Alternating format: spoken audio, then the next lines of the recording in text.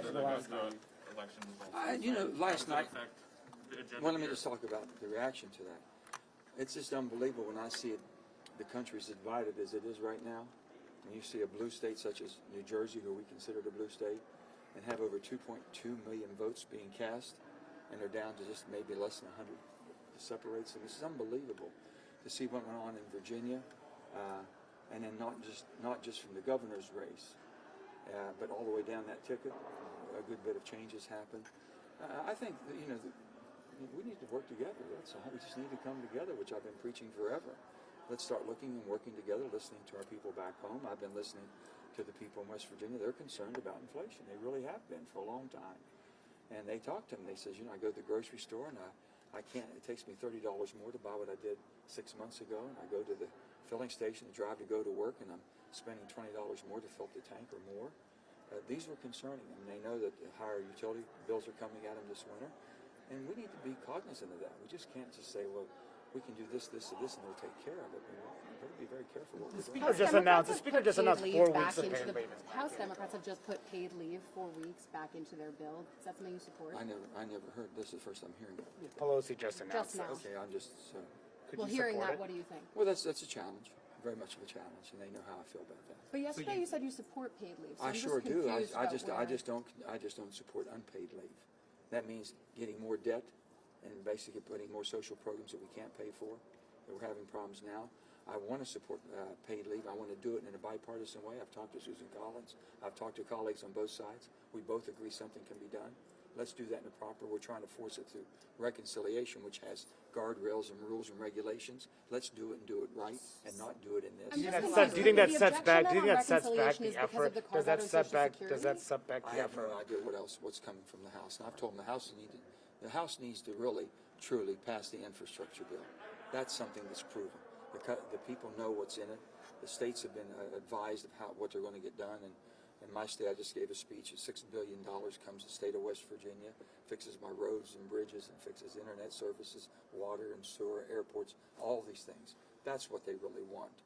And on the other stuff that's coming from the House, they're going to do what the House does, and we expect that. And we'll start working it deliberately through the Senate. Senator Manchin, do you think the workers should be paying into a paid leave program like this? Absolutely. I think it should be participation. I always felt that. I think that basically employer and employees should participate.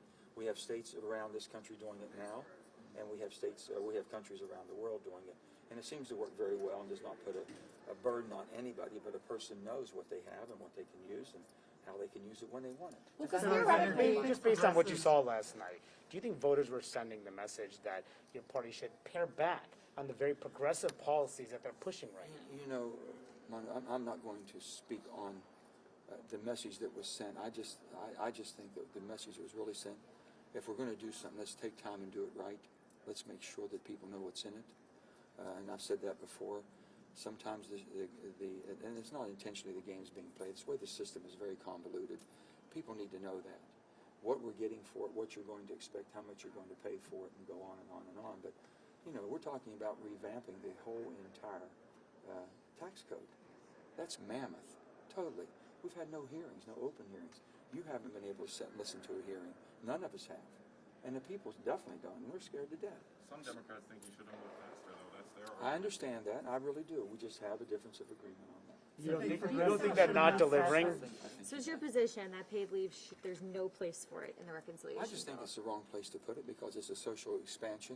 And right now, I've said very clearly that social expansion, especially on any of these, when you have deficits you're looking at, insolvency, such as in Medicare and Social Security, and those are lifelines to people in most rural states, but definitely in West Virginia, that's their lifeline. And now we're talking about expanding something we can't even pay for now. They want to keep what they have, and I think those are all aspirational. Let's get our financial house in order, and then be able to tackle all of these. Senator, in Virginia, independents swung to Glenn Youngkin compared to 2020. What does that say about concerns you think voters might have about inflation or the scope of the I think package, some of the things you've raised? You can read so much into all of that last night. I mean, I think it should be a call that all of us have to be more attentive to the people back home, and I've been trying to do that from day one, and I've been saying this for many, many months. People have concerns. People are concerned. They very much so. And for us to go down a path that that we've been going, and they were trying to accelerate it, and it has been slowed down. I think that we need to take our time and do it right. So you can read anything you want out of it. The bottom line What is do you read out of it? we have a divided country. What do you read out of We it? have a divided country that needs to be united, and you can't unite it by just doing about one party system. Do you think your party, you think the White House has been listening to that message? I hope so.